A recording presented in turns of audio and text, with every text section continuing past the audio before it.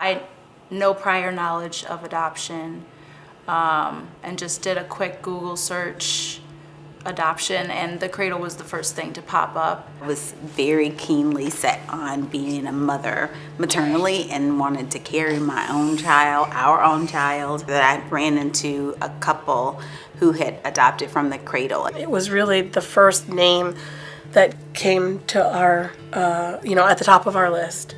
And then when we started talking to other friends and people who had been through the process, it was not a surprise to hear the Cradle's name sort of in... Over and over. Yeah. It popped up so much, so... It was a good fit, but it was also because of the Sayers program. It was because there was specifically a focus on adopting, helping African American families to adopt, but specifically also helping African American babies to be placed. The Cradle was founded in 1923. In 1994, they started the Center for African American Adoption.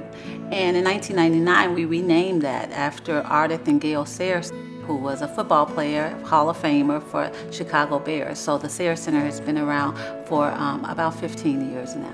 In the African American community, adoption is kind of foreign.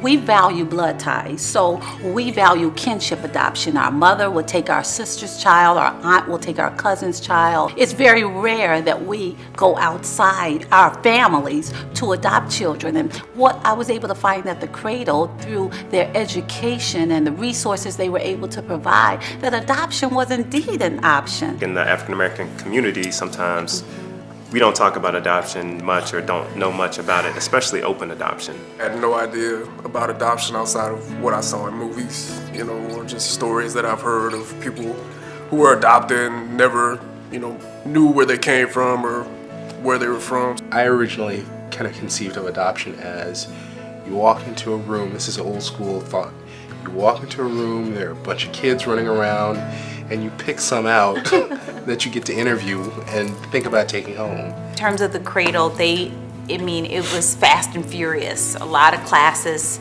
a lot of meeting mentee couples. And they sent out a representative that very next week, and she sat down and spoke with me and kind of answered all my questions and introduced me to openness.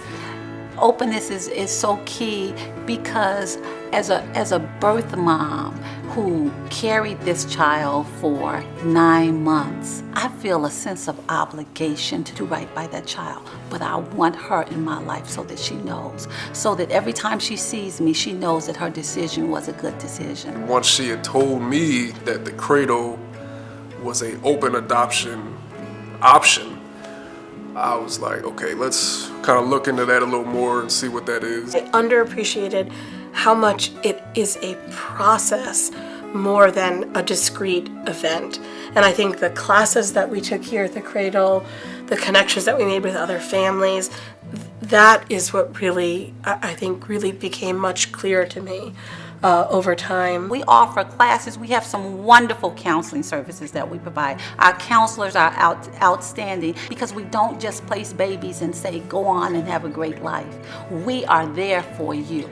When we came to meet him, we had never been to the nursery. So they're just giving us a tour. And then someone joined the tour.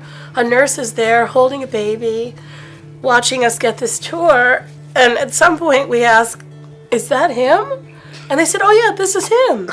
And then the entire organization just Oh shows gosh, up. yeah, Here's this little boy who's going home with us.